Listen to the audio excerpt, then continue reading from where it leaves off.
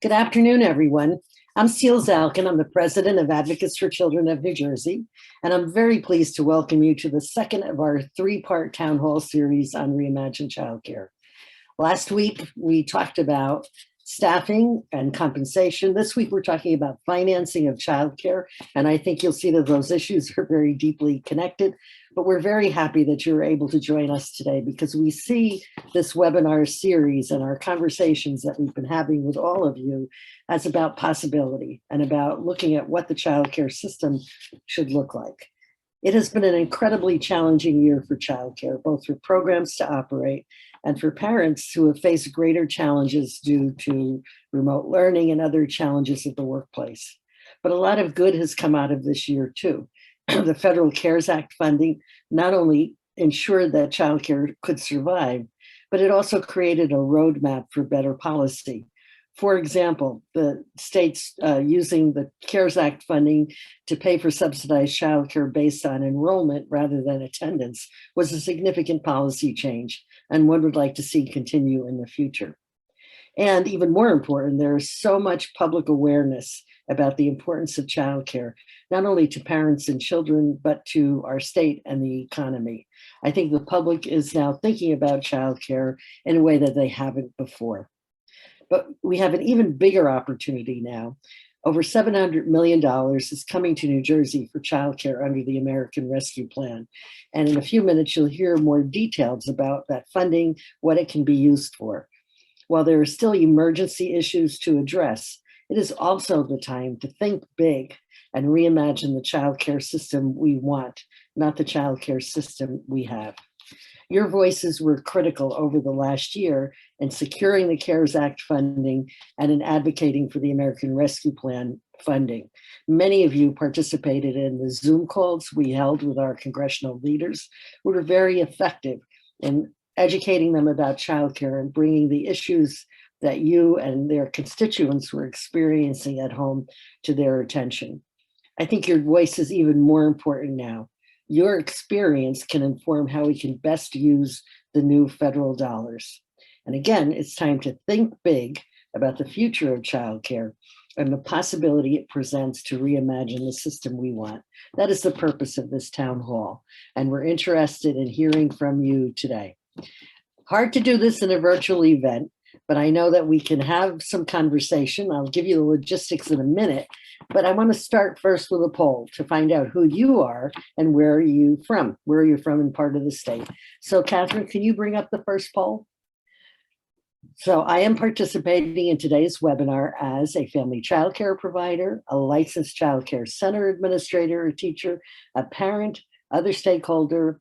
I'm not in any of these categories. I'm just interested in learning more. So if you can pick the clue, that the number that describes you best, please do so. And we'll get to our second question in a minute. Again, we're asking you, in what capacity are you participating in the webinar? You can just check off right on the screen whether you're a family child care provider, licensed child care center administrator or teacher, parent, other stakeholder, or just interested in learning more. Okay, second, and here's the results of that poll. Most of you, 39%, are licensed child care center administrators or teachers. We do have some family child care providers and a number of other stakeholders. Again, welcome everyone. I would also now like to hear where you're from in the state. So Catherine, can you bring up the second poll? I am attending today's webinar from North Jersey, Central Jersey, South Jersey, or I do not live in New Jersey. Again, very simple, just check the one that describes you the best. What part of the state you represent. Okay. Catherine, has everyone voted? Okay, heavy representation from North Jersey, 46%, followed pretty closely by Central Jersey and then South Jersey. Again, welcome, we're happy to have you here. So let me just talk a bit about the purpose of the day before I hand it over to our speakers. We are going to try and make this as interactive as possible. So I would urge you, as you hear something you're interested in, you have an idea, you have a question, please put it in the Q&A. You can also use the chat, but the Q&A, I think, is better to get questions out. That way we can respond to you, and we have ACNJ staff on the call who will be commenting or giving information, putting information in the chat and in the Q&A. And would appreciate it if you answer the polls that we're going to have at the end of this webinar. That's going to take some of the ideas that come up during the discussion and let you identify which are the most important to you. I would urge you after this webinar, however, to continue to share your ideas with ACNJ. And we'll have a place where you can email us or put any comments that you have on our Reimagine Childcare website. Our commitment is to pull the information that we hear together from today, from our webinar last week, the 2 town halls we have planned, one of which includes Strolling Thunder, and to put them together in a document that we can share with state leaders, expressing what you think are the priorities as we have this incredible opportunity to reimagine childcare. So let me now turn the webinar over to Cynthia Rice, Senior Policy Analyst at ACNJ, who is going to introduce our national speaker and the panel that will follow. Cindy? Great, thanks, Teal, and thank you everyone for participating today. We're excited to be back together talking about these critically important issues at this moment in time that many of us thought would never have imagined. So the ability of childcare directors to implement and pay for quality early childhood programs was a problem long before the pandemic began last March. For most, the 2 major funding streams that support this industry, childcare subsidies, and in the case for Head Start dollars, and private pay tuition have never been enough to provide the level of quality critical in providing children with the foundation needed for educational, long-term educational success. Although there have been recent childcare subsidy rates, programs reliant on subsidy payments have struggled because they were never adequate enough to cover all their costs of care and education. And similarly, programs reliant on tuition payments struggled because they recognized that parents, even when they were ineligible for subsidies, couldn't afford the added costs of increased tuition rates.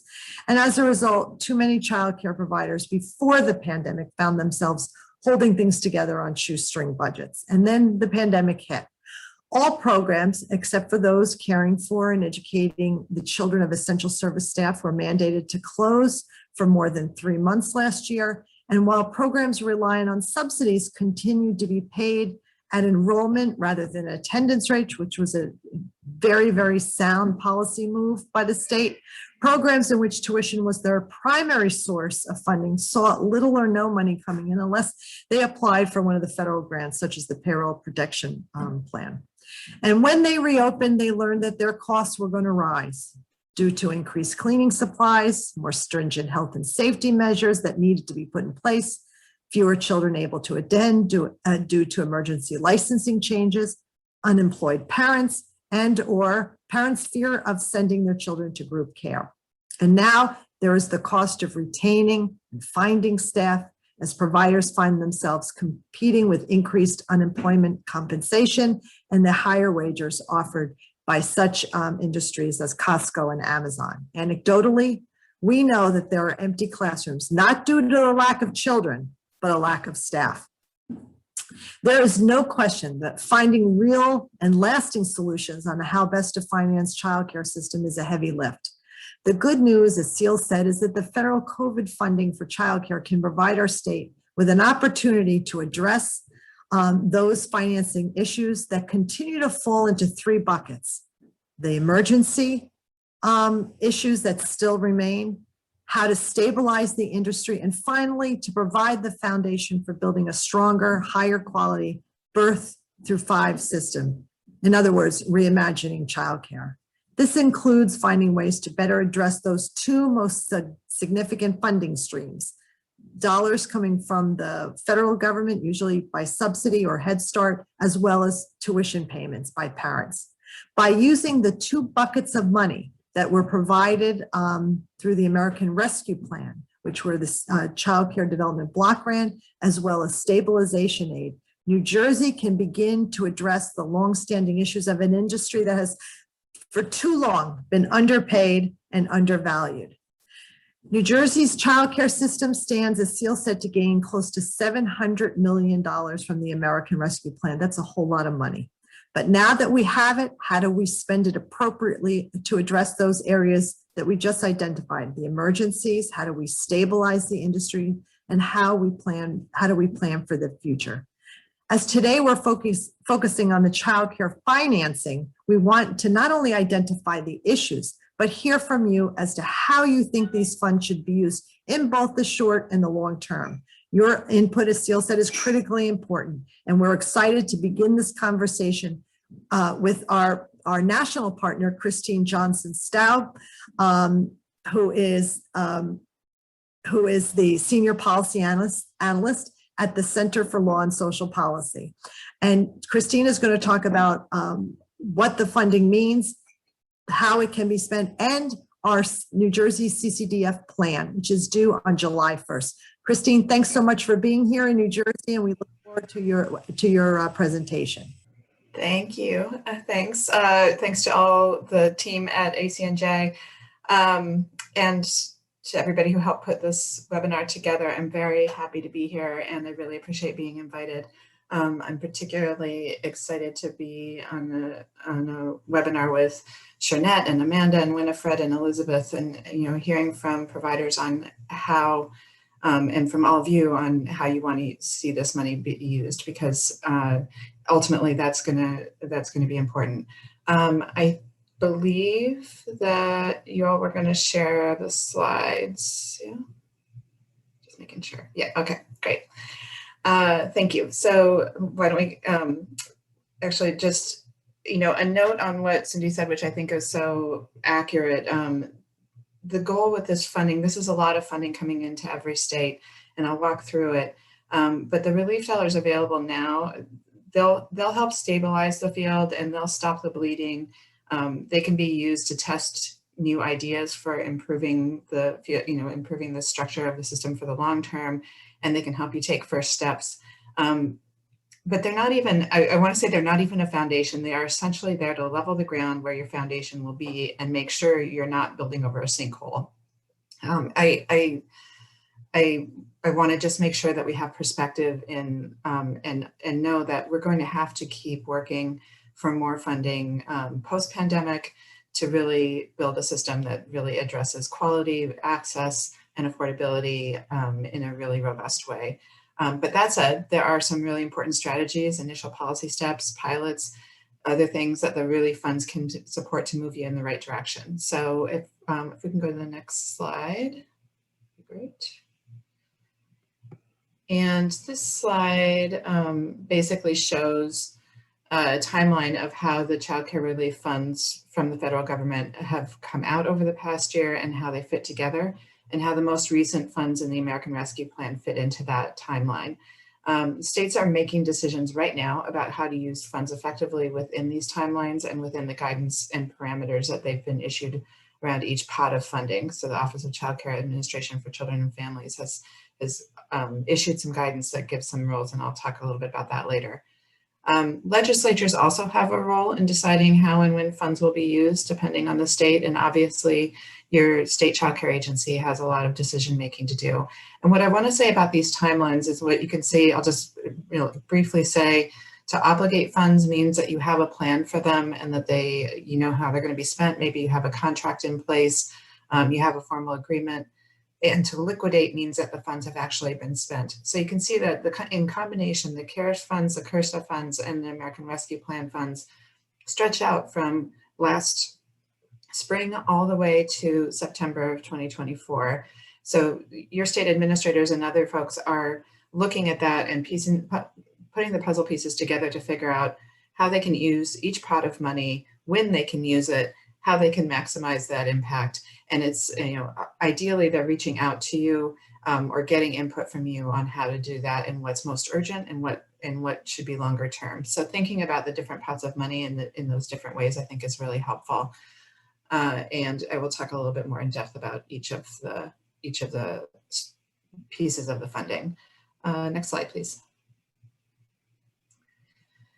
So the American Rescue Plan included a number of childcare funding pots, but it also included some other early childhood funds. And I just wanted to touch on those briefly because they are part of the bigger picture when you're thinking about how best to serve children and families, and also how best to sustain programs through the pandemic.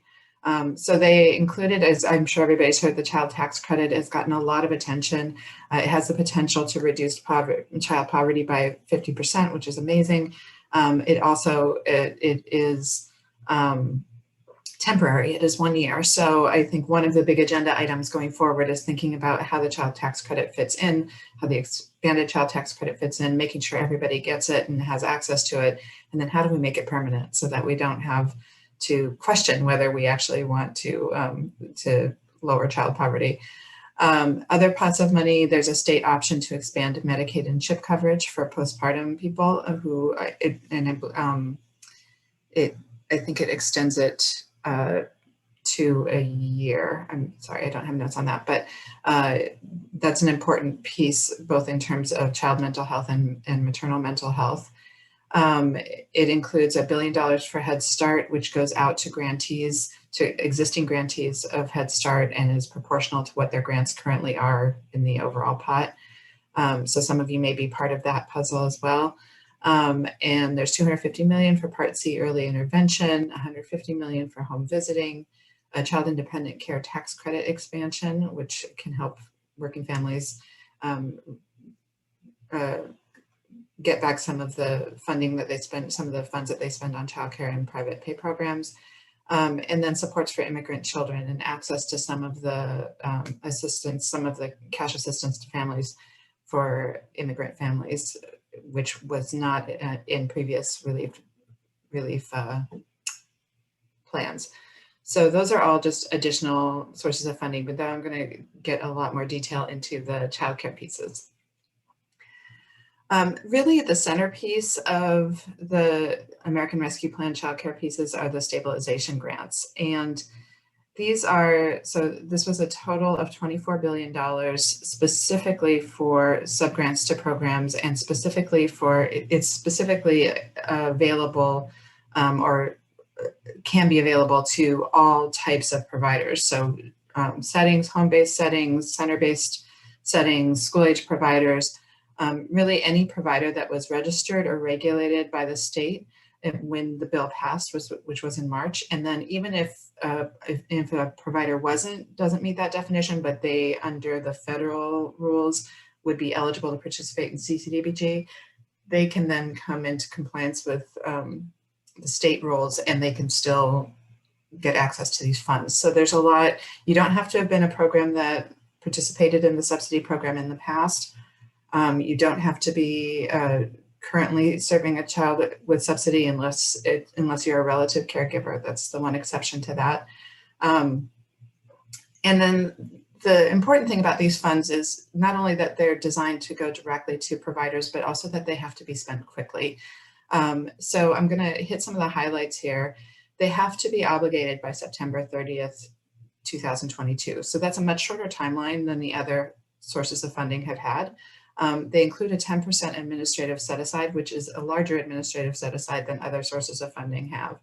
And those set aside dollars are the only part of the pot that can be used for something other than subgrants to programs. So, so your childcare agency can use that 10% set aside to do things like hire or contract with an intermediary organization, like a resource and referral agency, or a United Way, or a a private or quasi-public company or organization that has relationships in the community to help administer these grants. The important, and I'm going to come back to this over and over again, one of the most important things about getting these grants out is that they really need to be designed in a way that everyone who's eligible for them knows about them, and that it's very easy to apply. So the 10% administrative funds can be used for intermediaries. It can be used, and they're intended to be used to design the grants themselves, to put up the application process, which by law has to be super simple, very accessible online. And they can be used for things like data and technology improvements for the application process, or to collect data. and supply building. And the supply building activities include things like staffed family childcare networks or other kinds of structures that help get programs started. So there's a really broad use for that administrative chunk of money that is not subgrants to programs, but it's really important because without it, then the state may put grants out, but nobody knows about them, nobody can apply for them, you know, the supply isn't there. So this gives the chance to the state to really set up a good process.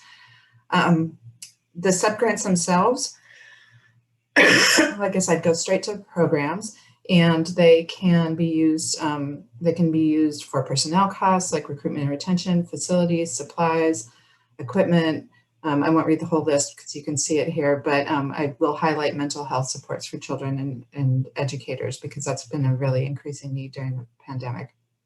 And the grant amounts by law have to be based on estimated costs, or they have to be based on current costs of providers, but they can be estimated. The guidance that came out was only last week, maybe 2 weeks ago, you know, said that states can estimate those costs in a number of ways to make the application process simpler and more quickly and to go more quickly.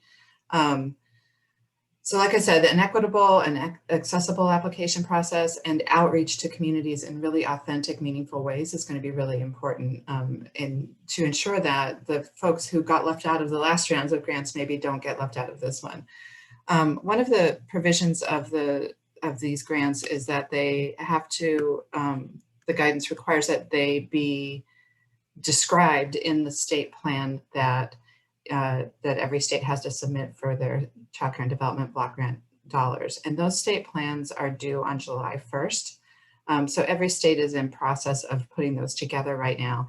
The guidance said, and this was new to state administrators as well, that by the time they submit those plans July 1st, which is kind of their application for the federal funding, they have to include a description of this grant. So every state right now has a draft state plan, or pretty much every state has a draft state plan. You probably are familiar with the one in New Jersey, but I will go ahead and put a link in the chat for that draft state plan. Sorry. I can't think and chew gum at the same time, so let me just do this quickly. I'm going to put the link to the draft state plan in the chat. And the thing that's really important to know is that by law, the state has to have a public hearing to get input on the draft state plan. And your public hearing is coming up on June 3rd. So there is, so the link I just sent is actually about the public hearing, and now I'm sending along the draft of the state plan. So I wanted to share those because there's a lot of ways to give input to the state plan, and this is a really important advocacy opportunity because it's a quick timeline, because they have to design these subgrants to providers within the next month, basically month and 10 days. And they, the guidance around the subgrants was really, really specific that you had to include information here. So this is a chance for you to go to the State Child Care Agency and really say, we know you're on a quick timeline. We know you have a lot of money to spend. We know you need input, and you have to accept input on the description in your state plan. And here's how we think you should use the funds.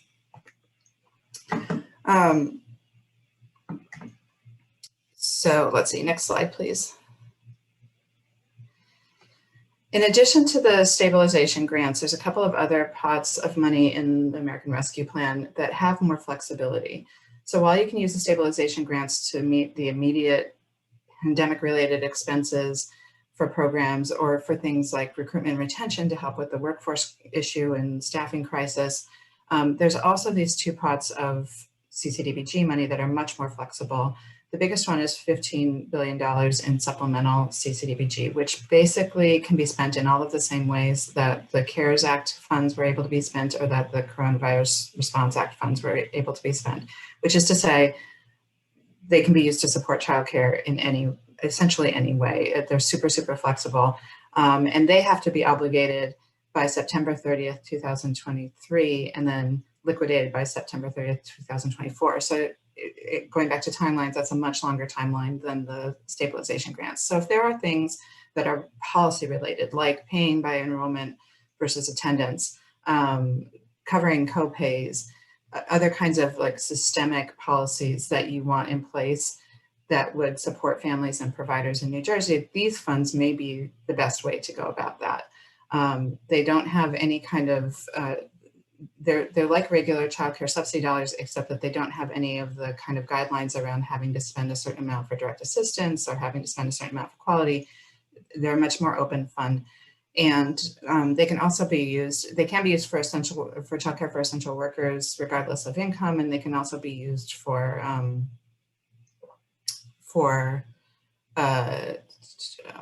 I just lost my train of thought, but there's all the kinds of expenses that states have been using the CARES Act and the CRRSA dollars for over the last year.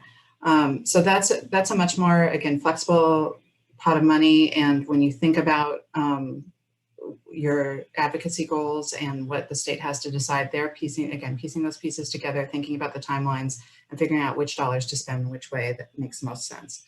In addition, there's a very, very small pot of mandatory funds in the American Rescue Plan, which includes an increase of more than $600 million annually, nationally. So it's much smaller than the rest of the funds. But the good news about these, one piece is that usually mandatory child care funds have a state match requirement, but these dollars do not for the first 2 years. And they can be used the same way as the other supplemental child care funds, but they are ongoing. So if you are trying to make a policy change that is not just for the duration of the emergency funds, not just for the next couple of years, but you really want it to be a permanent change, and you can kind of focus that change on these ongoing dollars. So just some ways that states have thought about using the relief funds, and I'm sorry, next slide. Let's see. Yeah, perfect. States have used these funds in a lot of different ways. We can talk about how states can and should use American Rescue Plan funds, which present a lot of opportunities and can get you thinking about some of the uses of, but to get you thinking about what some of those opportunities are, it's helpful to look back on the use of the CARES and the coronavirus relief funds, because to be honest, most states are still really working out how they're going to use American Rescue Plan funds.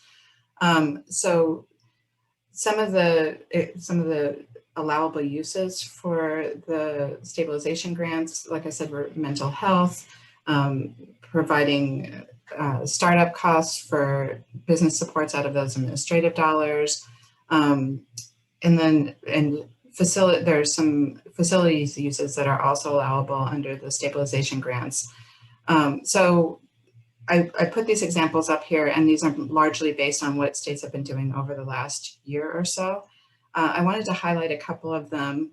The Massachusetts facilities grants are specifically targeted to home-based childcare providers. So they're designed really to meet those specific needs. And we have a piece, which I can put in the chat later, that talks about all the different sources of relief funds and how they can be used to support facility improvements.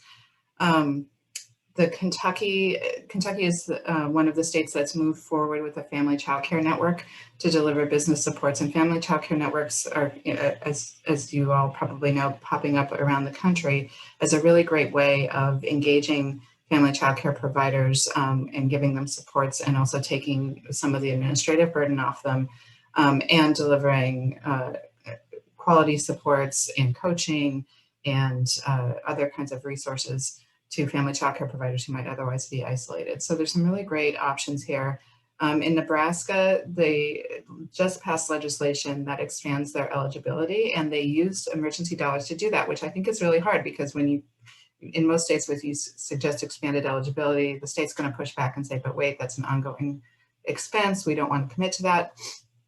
And they got that in Nebraska. So what they did, instead of making it ongoing, they included some sundown language in their legislation that basically said, we're going to expand our eligibility, we're going to do it for the next couple of years, and then it'll go back to normal. But it gives them, as advocates, a couple of years to both work on on getting increased state funding and increased federal funding, which we're all working on.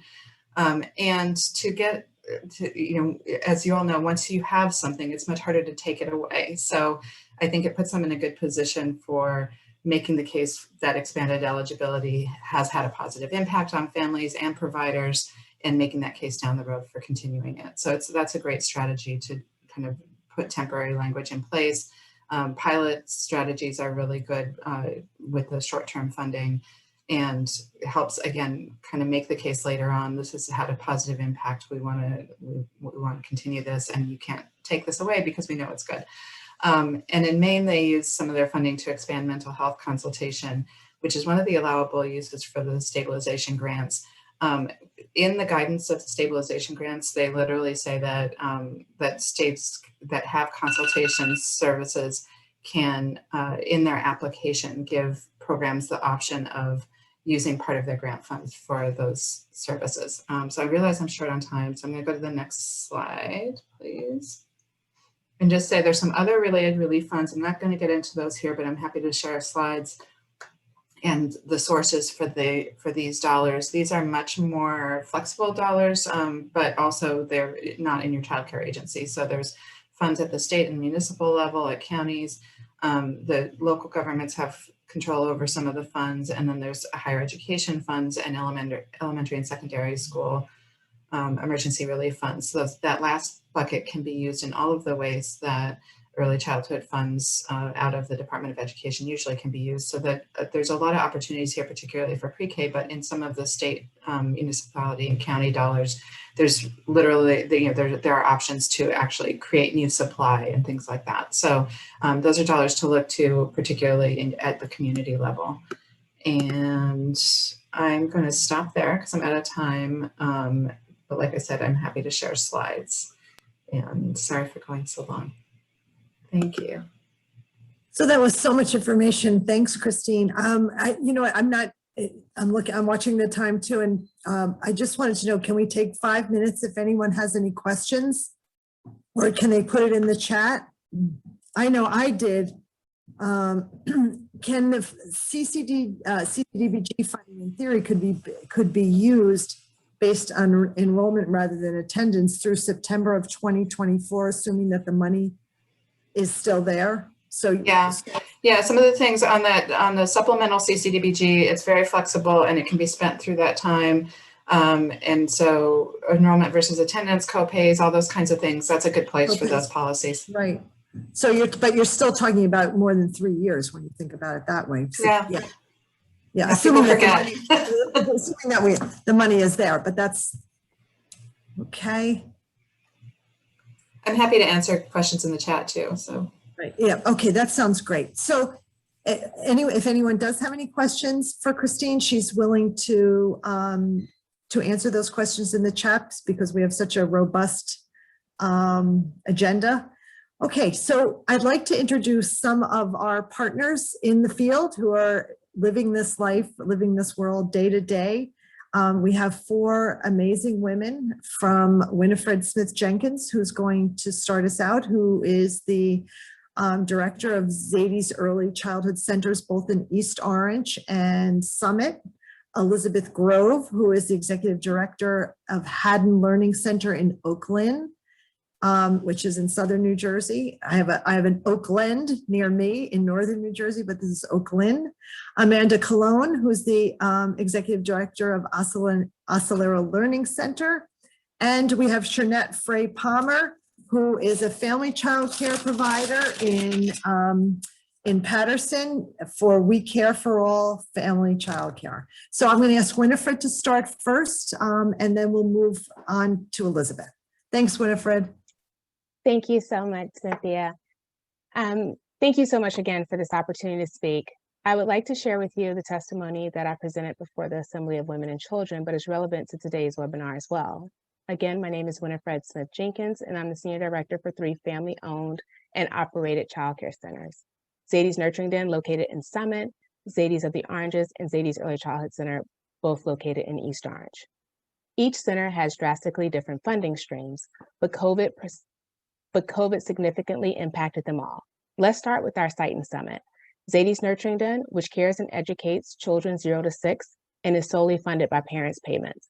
In March of 2020, we had 140 students. Today, we have 108. We received no funding, no revenue during April and May, but our overhead expenses remain the same. Rent, utilities, insurance, equipment lease agreements, workers' compensation, you get the picture. Upon reopening on June 15th, we opened with just 23 students and 16 staff. Our numbers remain dreadfully low for months, and we have yet to reach pre-pandemic enrollment numbers, which now seems nearly impossible due to the lack of staff willing to be unsung heroes. So we have 4 classrooms that just sit empty and fear reaching capacity in open classrooms because if more than one teacher calls out, we risk being out of ratio. We also faced other unanticipated challenges of the shutdown once we reopened. The need for extra staff, higher cleaning supply costs, being charged overtime rates by vendors because they needed to service the building after hours or on the weekends, and refunding security deposits. After all, families were no longer comfortable with group care. Our revenue at the end of 2020 was down by 68% when compared to 2019. In East Orange, at Zadie's Early Childhood Center, their boat was different, but their storm was the same. See, at the time, approximately 50% of the students were on subsidy. Before the shutdown, ZECC had 196 students between the ages of 0 and 5, but continued to receive subsidy payments based on enrollment during the statewide shutdown, which ultimately became their lifeline. Upon reopening in June, they started with 27 students and 14 staff. Now they have 110 students, but have weathered the pandemic a little better because of the consistent funding stream the subsidy payments provided. This allowed them to pay a few key staff members and a limited number of monthly bills. As a result, the revenue at the end of 2020 was down by 71%, which would have been significantly higher had it not been for the subsidy payments. Here too, we fear not reaching pre-pandemic enrollment numbers because of the lack of staff, so 8 classrooms that could be used to care and educate little ones are empty. Because Zadie's of the Oranges collaborates with the public school and is mainly funded as a public good, our staff remained employed with medical benefits and the majority of our bills being paid on time or by the 15th of the following month. See, childcare is considered a market failure industry. It's the sweatshop of America. Pre-pandemic, when ZECC was open 10 hours a day, the subsidy rate was just $4.59 per hour for an infant, $3.83 for a toddler, and $3.19 an hour for a child over 30 months. Now, due to the shorter hours and an approximate $7 increase to the weekly rate for infants, the subsidy rate is $4.73. With the approximate $5 increase for toddlers, the new subsidy rate is $4.37. And for children over 30 months, there was an approximate $4 increase, making the subsidy rate $3.63 per hour, which I might add is paid 2 weeks after services have been rendered, unlike most industries that are paid on or before the job is done. There is no way we could remain open on such little funding, so we increased our rates and now charge $5.70 per hour for care, regardless of the age of the child in East Orange. However, in Summit, where we do not accept subsidy rates and the median household income is 328% higher, we can only charge $7.25 an hour, which is a mere $1.55 more than what we are charging in East Orange. According to Investopedia, a market failure is an economic situation defined by an inefficient distribution of goods and services in a free market. Robert Greenwald, an economist at the Federal Reserve Bank in Minneapolis, says that market failure also happens when the benefits of a good or service spill over to society. However, the people providing the services cannot charge the customers for those spillover benefits, which in high quality early care and education include, but are not limited to, lower crime rates, higher high school graduation rate, achievement gap preventions, and so forth. So our industry has done the unthinkable. We have exploited the workforce, 92% of which are women, 40% of which are women of color and immigrants, and 50% which rely on welfare or other social services to simply exist. These women are significantly underpaid, underappreciated, and lack access to benefits seen in more socially valued industries. Society seems to believe that the skills required to care for and set the foundational stage for babies' entire lives should just be done out of love instead of money.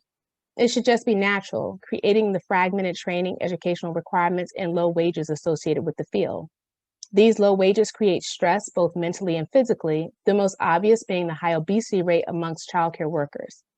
Society is depending on this oppressed workforce to develop an effective learning environment that builds the foundation for language, cognitive skills, and social emotional functioning in a developmentally appropriate manner, while they worry about how they'll make their next rent payment, feed their family, or go to the doctor because they can't afford the employer-provider healthcare benefits.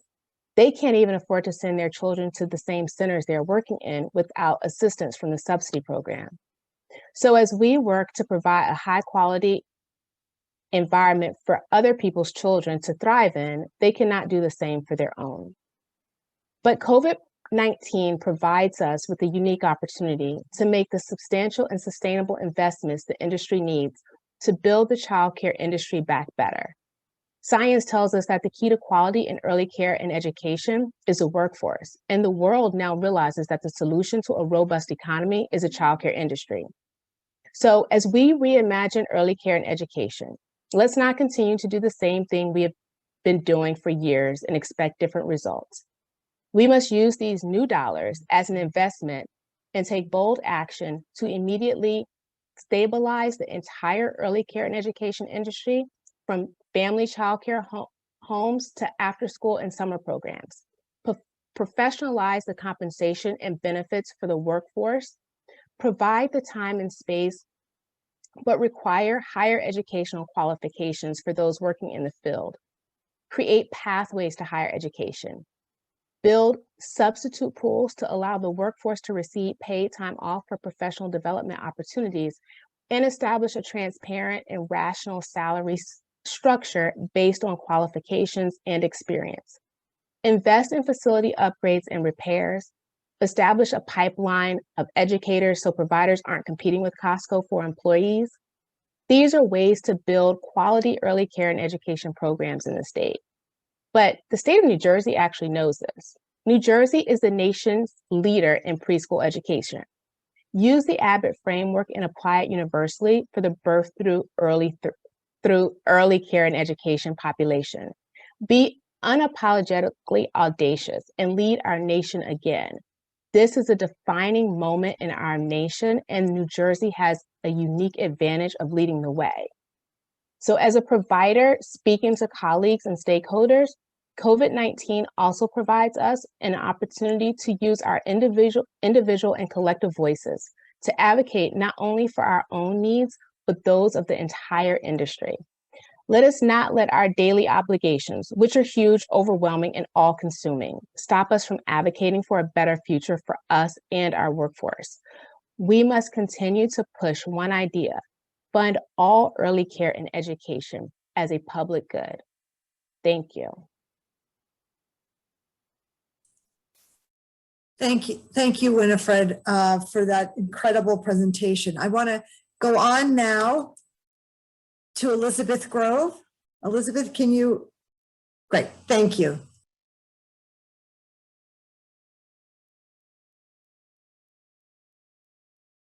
Elizabeth, you're on mute. You're on mute.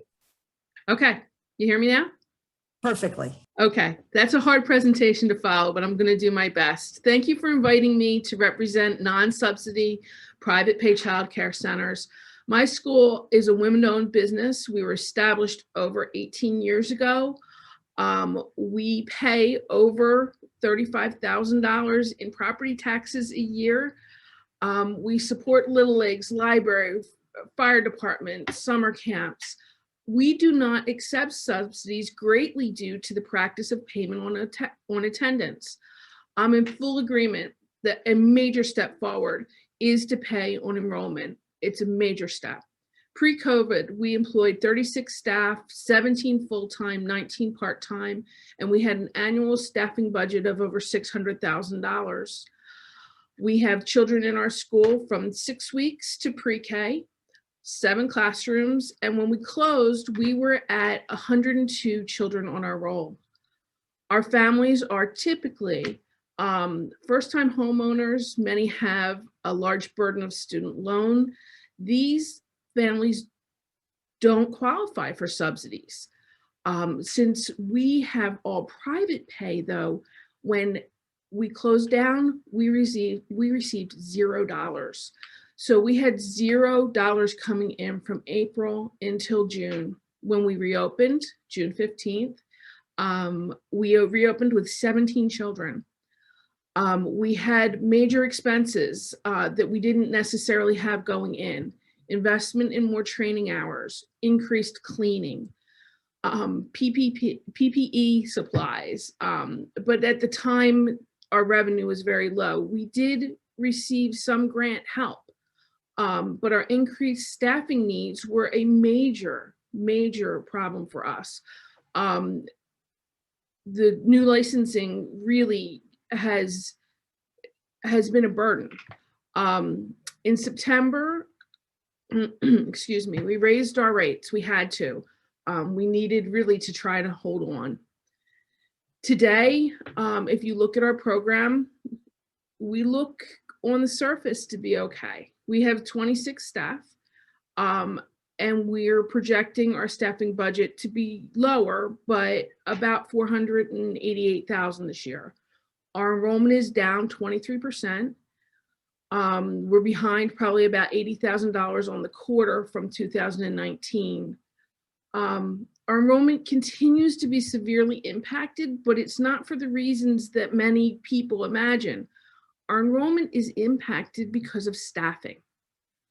We have a core group of our staff that's been here with us on the front lines of this pandemic since we came back, actually from before when we came back. They are really on the front lines of this pandemic. They're not really recognized as being on the front lines, but they are. We here at Head Learning Center, we have followed every COVID guideline to the T. And I can tell you, I'm very proud to say that we've had no shutdowns at all in any of our classrooms or our building. One, from extreme diligence, and two, it's been some luck. But let me paint a picture of our past year, because if you toured my center, you would see a model. You would see something that someone would point to and say, this is how it should be done. But we're really in the trenches on this. We're masked. Some of us are in full PPE for up to 11 hours a day. We maintain static cohorts with the same children and the same caregivers together every single day. After almost a year, we're very tired, we're overwhelmed, and on a daily basis, we feel very isolated in our classrooms and in our cohort. This model of cohorts is really not conducive to building a team, maintaining a team, training a team. But if I were you, I would wonder why so many hours? Why up to 11 hours a day? One reason is that a staff member, if they, and all of you know this, if they come into contact with someone with COVID, they immediately need to come off the schedule for 10 days at least. I'm sorry, for 14 days at a minimum. If they are a caregiver of someone that is infected, they need to come off the schedule for 24 days. All of our other staff needs to come in early, stay late. It's just relentless. We've done it. The staff is here. They're tired. And as their director, I'm with them all right in the trenches. And this is our new normal. We've lost a lot of core staff. Many were with us for years. Working, as many of you know, working in a COVID compliant childcare is not for the weak of heart. It's grueling, day in and day out. But in spite of this, our quality of care remains very high. And I'm very proud of the ladies for doing that. But I can tell you, there is a terrible strain on the mental health of our workforce. It's a common concern that needs to be talked about, and it needs to be supported. For safety reasons, when they're with their cohort, they have very little contact with other teachers. It's really only at a distance on a daily basis, and it's isolating. I have a staff member that has been with me since 2003, the whole 18 years that I've been open. And she came back last Monday and was in tears, saying that she was at a breaking point and that she needed to leave for the day. We made it work for her. She did come back the next day, but I don't know how much longer any of my staff will stay. So the answer, as you might imagine, and I imagine too, is to go and get more staff to relieve the pressure.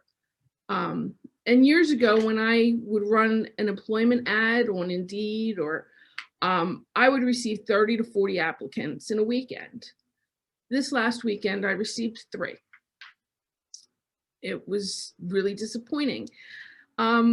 It's virtually impossible for us to compete with the larger companies that have reached deep into their pockets to entice new hires with hiring bonuses, inflated hourly rates, health benefits, educational benefits.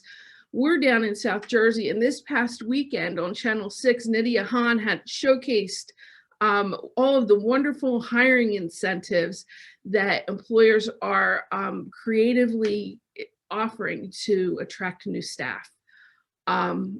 And it's really hard. The staffing that we do bring aboard in general have not stayed with us long.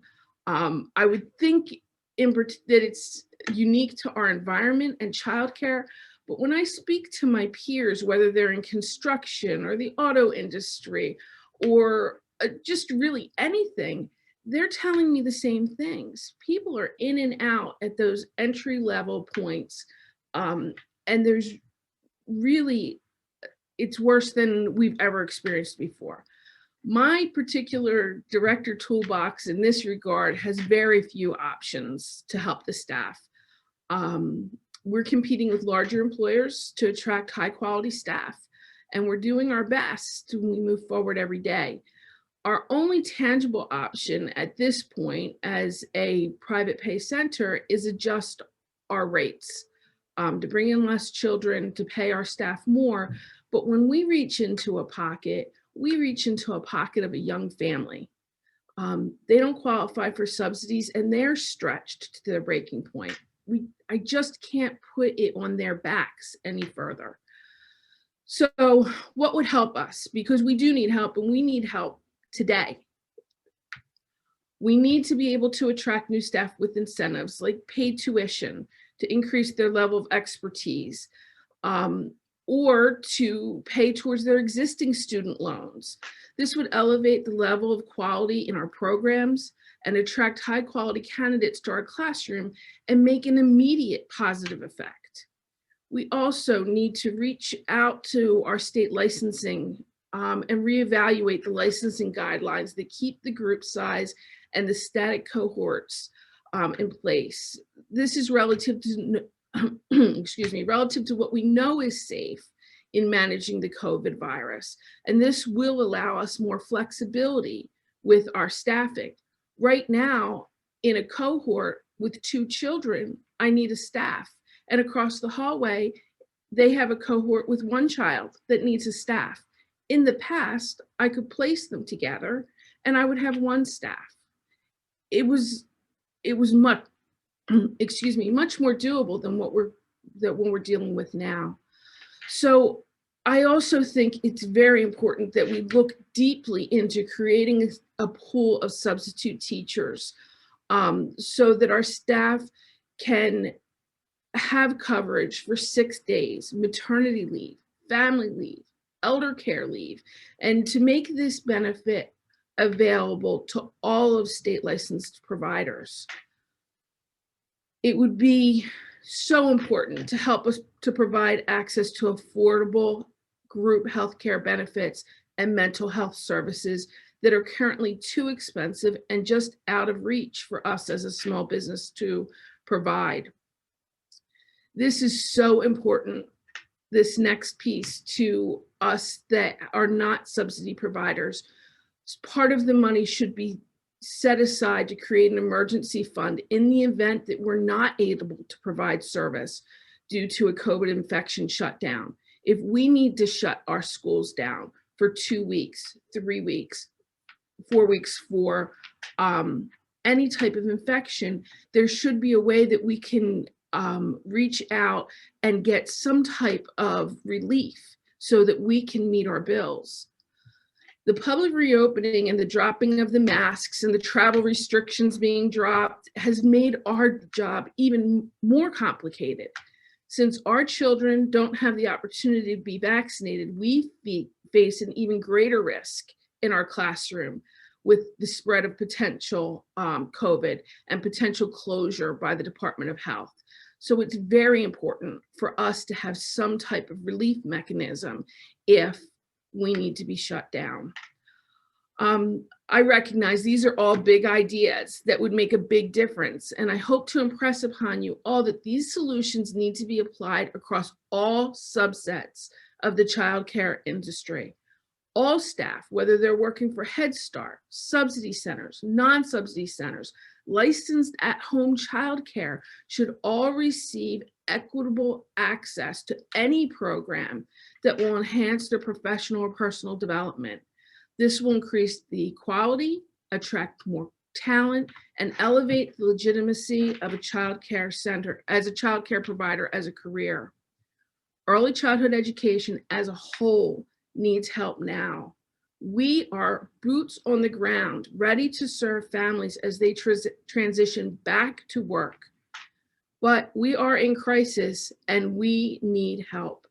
Non-subsidy centers like mine, we're not rich and our staff is no less deserving. We tend to be all the way in the back of the line and have been greatly overlooked in the past year. So I ask that as you're making these decisions, that you not look past us again. Thank you. Thanks so much, Elizabeth. Amanda Colon is going to go next to talk about her Head Start program as well as the other programs that she is responsible for. Amanda. Good afternoon. I'm Amanda Colon. I am the Vice President of Head Start Services for Ocilero Learning in Monmouth and Middlesex counties. We are the Head Start grantee for both of those counties. We serve about 1,000 students and have just under 300 staff members, and we have a mixed pot of funding. So the majority of our funding is federal funding coming from the Office of Head Start for our infants and toddlers and our preschoolers. We also receive a lot of district funding from the state because we collaborate with 13 different school districts for their pre-K expansion, and we receive CACFP funding for our food services and vouchers for our wraparound program. So we are lucky in that all of those funding sources have given us additional monies this year, but if that does not continue, we would certainly be in trouble. I think, I'm going to try not to repeat what Elizabeth and Winifred already said, because I agree with everything that they have already said. And I know we're kind of in a time crunch here, but I do think we need to talk about what it means and what a difference it has made to be paid for everything based on enrollment rather than attendance this year.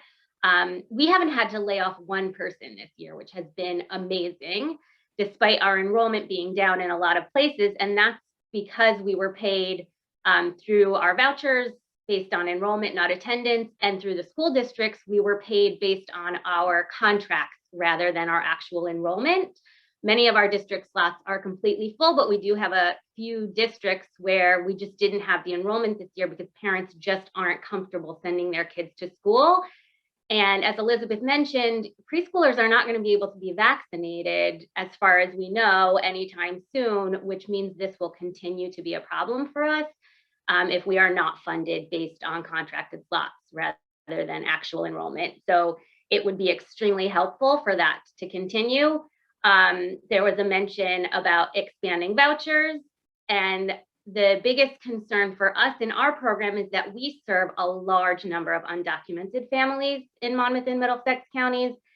And most of these families are not eligible for vouchers, even though the parents are working, the parents might be in school, they're not eligible for vouchers. And a lot of families can't provide documentation of their employment because, as we all know, they're not generally being employed, paid by the normal means, right? So it would be extremely helpful for all of our families if we could find a way. Head Start provides funding for these families, and we should have other programs that also can provide funding for families that are contributing to our economy.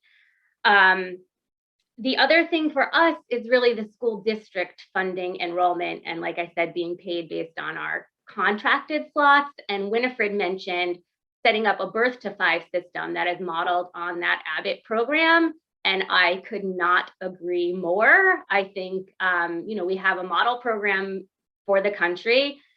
We've been expanding it, thankfully, since Governor Christie's last year in office, and Governor Murphy has been great about continuing that expansion. And there's supposed to be a lot of money for continued expansion next year. But one of the problems with childcare providers is that as pre-K expands, more and more school districts are providing pre-K services in district and not necessarily contracting with providers. The problem for providers is then that we're left serving only infants and toddlers a lot of times. And the funding for infant toddler programs is not the same as pre-K programs. And the expenses for infant toddler programs are a lot more than they are for pre-K students. So I think if we could find a way to continue encouraging school districts to partner with Head Start programs and private childcare programs, that benefits all of us. We are the experts in the field. And I say this as a former Abbott preschool teacher, a master teacher, a supervisor. The public schools are not the experts in pre-K, and particularly not when they're starting their pre-K expansion program. So we've really got to push for partnerships between the public schools and the pre-K providers. And I even think we should consider direct funding to private providers and Head Start programs, particularly when they've already shown that they provide services with other districts and that they are capable of doing a great job with that, which we are. That for me would just relieve most of our financial worries. And I know that's true for a lot of other programs. There is a huge issue in pay and personnel, which is leading to some retention issues. I have luckily not really experienced this yet, but as the minimum wage increases, I anticipate that this will be a problem for us as well.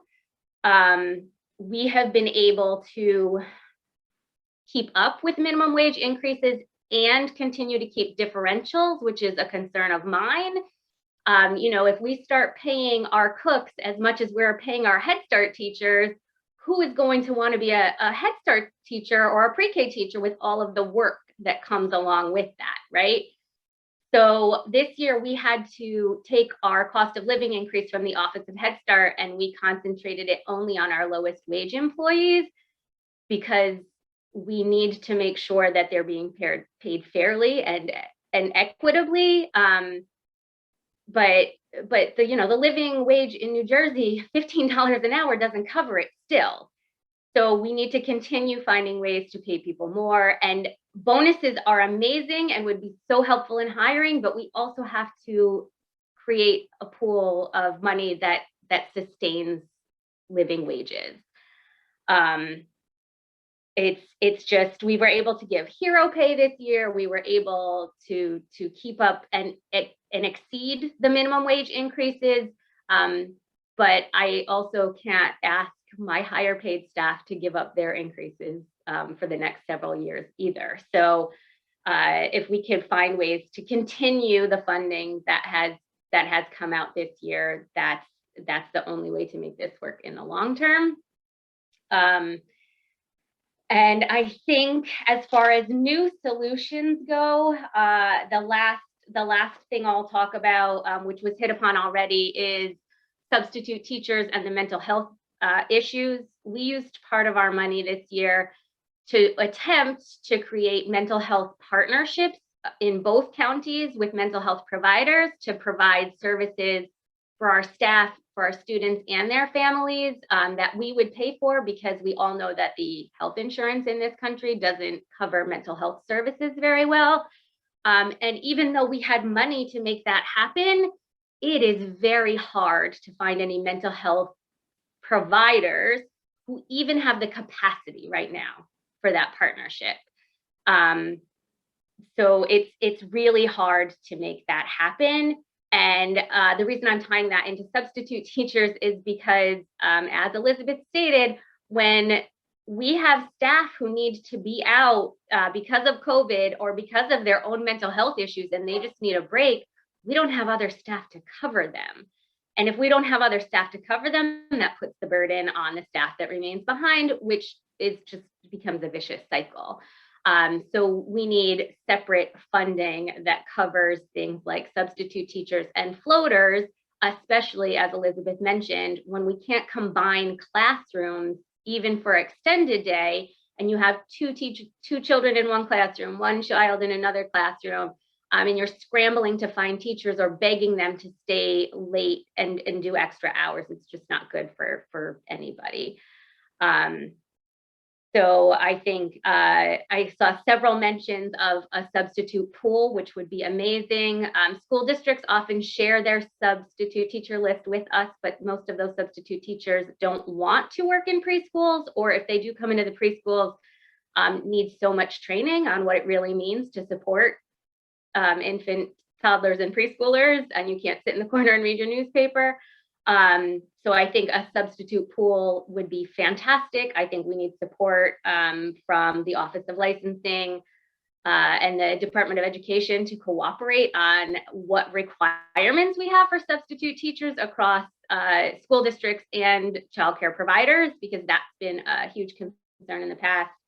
And I would say the final thing I will say is that if we could continue to be paid upfront and to be paid that money I can't remember how it was put at the beginning, but being given that money up front and then being able to show later how that money was used, instead of having to have such a detailed plan at the beginning, because things come up and we have to cover those things, and we need some flexibility within that funding. Thank you.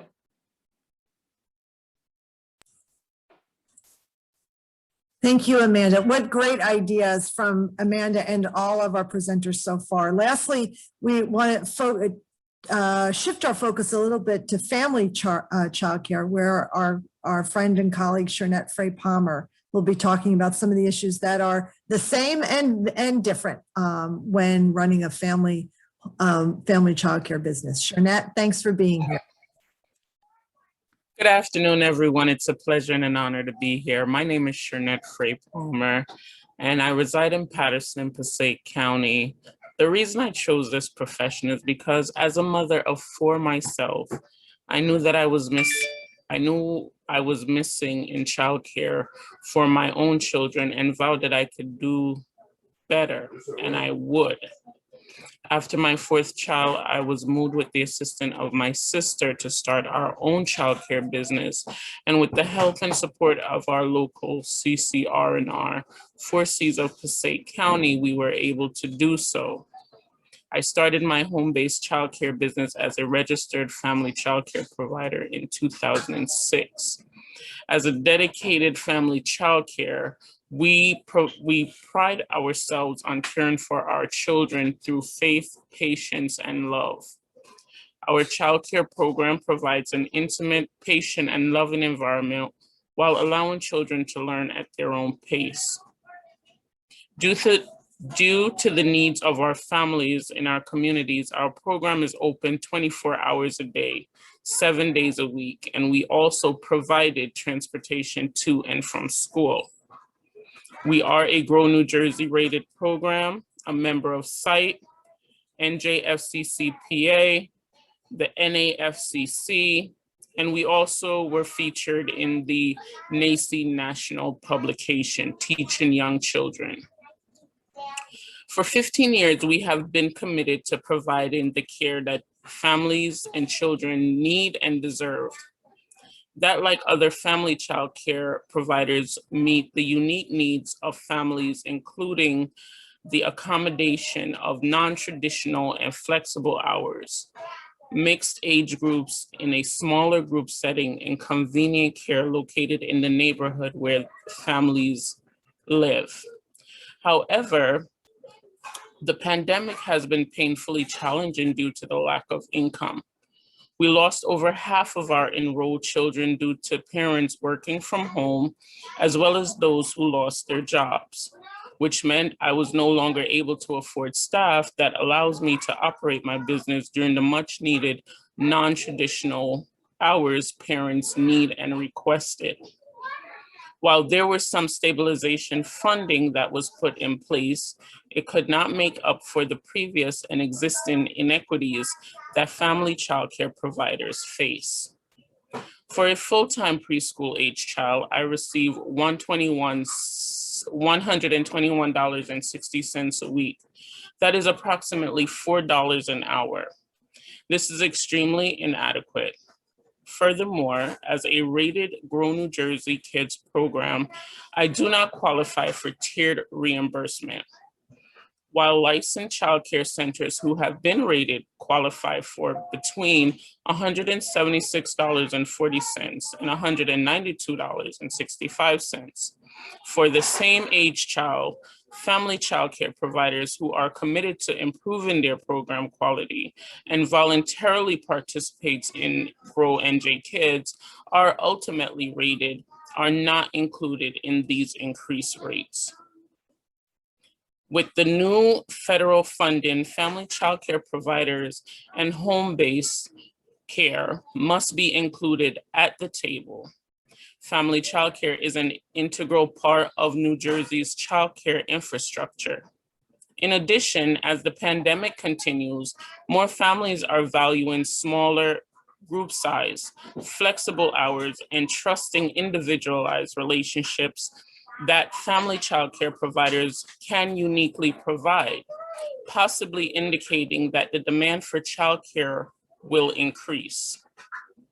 Therefore, we must ensure that subsidy reimbursement rates, stabilization grants, and requirements for both providers and families are inclusive of home-based care providers.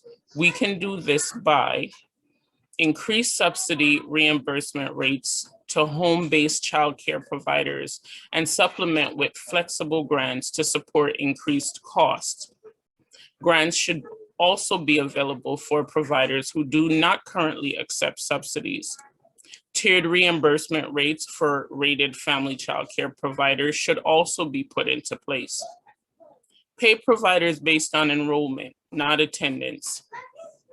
Payment should also be made timely and at the beginning of each month. Extend redetermination timelines and lessen the paperwork required so that subsidy childcare services will not be interrupted for parents and providers. Address the technological need of home-based childcare providers to access virtual support, internet access, hardware devices, software, and support services to help support our businesses.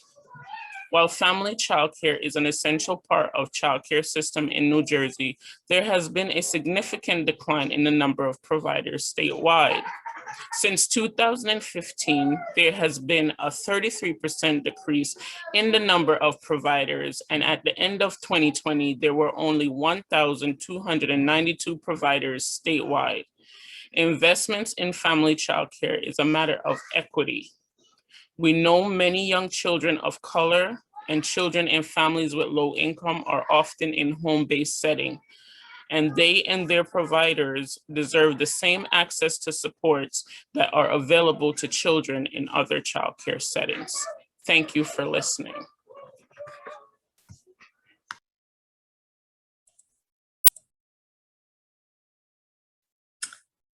Okay. Oh my goodness, we covered so much ground in this short period of time.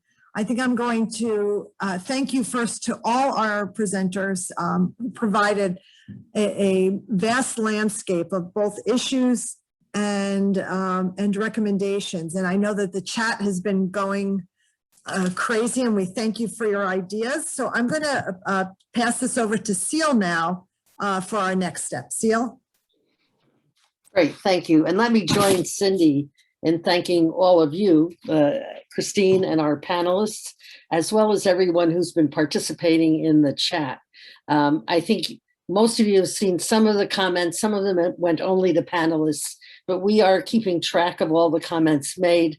And as I said at the beginning, we're going to put them together into a document, some great ideas that were shared today. We'll also send out a recording of this webinar to you, as well as Christine's slides that she used at the beginning of the webinar. So you'll have all the information that was shared today. So many, I think, amazing ideas were expressed. I think a couple of themes emerged for me, one of which is we have to think about all aspects of childcare, not just those programs that provide subsidized care, but those programs that support fee-paying parents, as well as Head Start and family childcare. We need to look at this as one system. And I think that message was loud and clear. Certainly many, many ideas around how we support, sustain, and grow the workforce. I think one of the issues that has emerged for everyone is the critical nature of the workforce, the fact that it has not been a very well respected or compensated workforce, and that finding people to work in these positions now is a challenge. I think it's a wake-up call for us, but even more for our state leaders about the importance of childcare. I think some great ideas about substitutes, about emergency funding for those programs that were not eligible for the payment based on enrollment rather than attendance. And the idea of looking at a birth to 5 system, I think, is a very exciting one. Wonderful ideas expressed by the panelists as well as those of you in the chat. We've been keeping track of these because we wanted to close with a poll to get your sense of what was the most important idea expressed today to you. What would you prioritize as number 1? So I'm not sure the poll is ready. Great. So look at this poll and select one key strategy that was discussed. First is improve pay for all childcare providers, not just providers participating in the childcare subsidy program. Include center and family childcare and use public dollars to do this. Second is create tuition-free opportunities for families by using the Abbott framework for preschool, starting at birth, creating that birth through preschool system. Make sure the payment levels are enough for compensated teachers, have and include center and family childcare. 3 is pay for and require current childcare staff to get higher education credentials. 4 is establish and use a workforce salary scale and pay the gap between private tuition and the scale for all childcare providers, even if they're not in the subsidy program. Pay based on enrollment, not attendance. Pay debt for existing workforce for student loans. Go back to pre-pandemic group size and remove the pandemic cohorts. Create a pool of substitute teachers. Provide state-sponsored health insurance and time off for all childcare providers. Add tiered reimbursement for home-based providers. So this is a challenge because in reading these potential answers, I would probably select all of them. But we're asking you to take a minute and identify the one that you think is the most important as we look to how we reimagine childcare. I'm not going to go back through them, but I think they reflect the range of ideas that were presented by the panelists today. Again, take a minute, look at the list, and pick the one strategy that you think is the most important right now. Okay, a couple of people can't see them on the screen.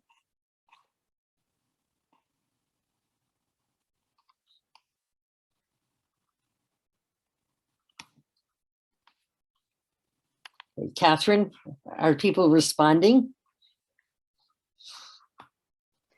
Hi, Celia. Yes, I see that 56% of the respondents voted. Why don't we give it another minute? Yes.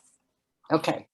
I know these are hard choices to make, and we are certainly going to preserve this list.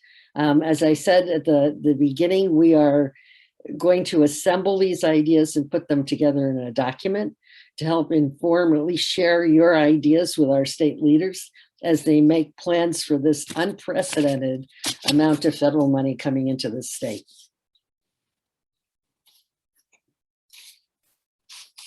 For those of you who are unable to see the survey on the screen, I did just copy and paste the information. It did cut off, so I'll repaste everything else, but you could choose from those choices and put it in the chat.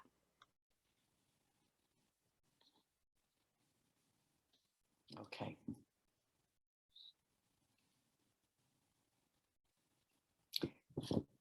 Lots of ideas about how to support, strengthen, and expand the workforce. Other ideas around the system, like certainly tiered reimbursement for family childcare providers, the issue of going back to pre-pandemic group size. Okay, I see the survey is gone. Do we have results? Okay, so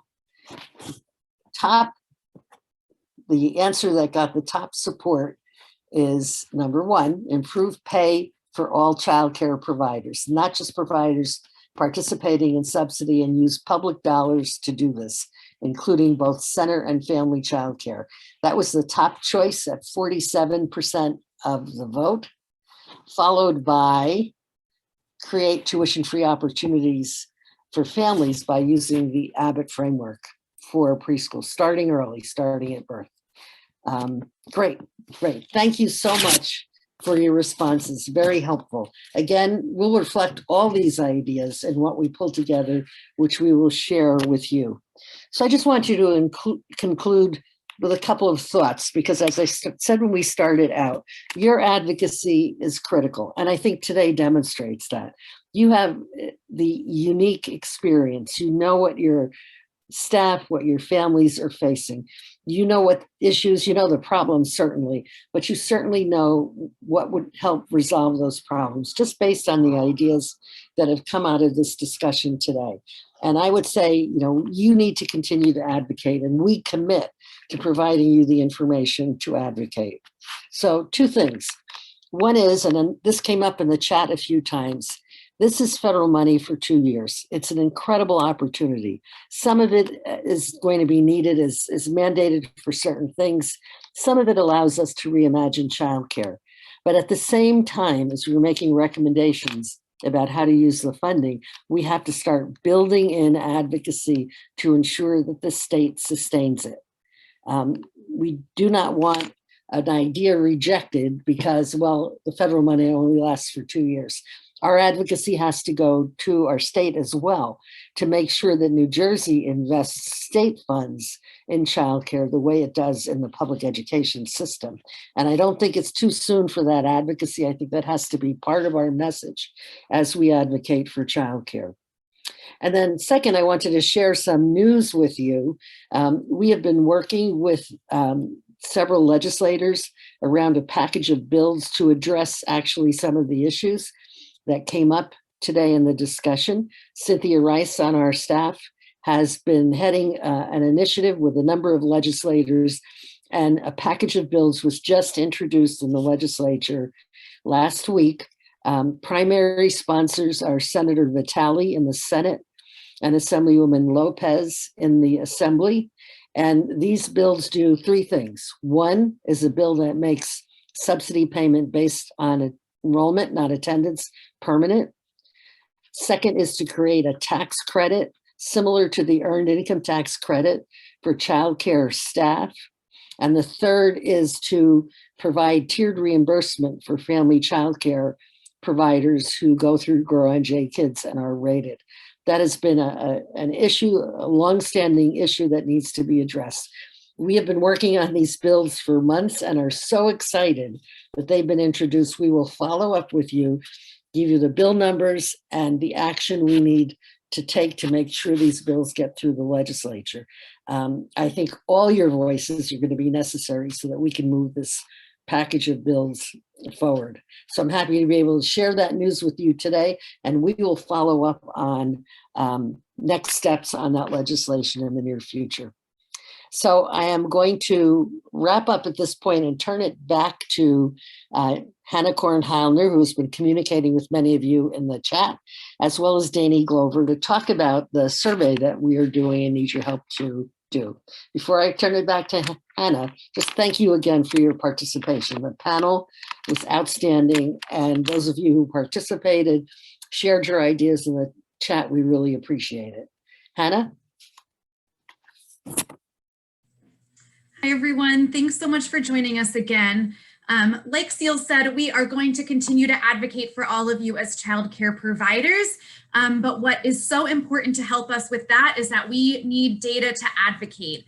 So we've heard many stories today about lack of staff, but again, we need to be able to quantify that and see those numbers. So we have a survey that is up on the screen, and I will put it in the chat box now as well. It's for programs that serve infants and toddlers and just getting a better understanding of your workforce and capacity issues prior to the pandemic as well as now. We had put out a number of surveys at the beginning of the pandemic and got a great response, and we thank you all for completing those surveys, but we haven't had updated data since last summer. So if you can please complete this survey, again, it would be so helpful for us and helpful for us to continue to advocate for you all as childcare providers. And if you have already completed the survey, if you could pass it along to a friend who you know who is also a childcare provider, we would greatly appreciate it. Thank you.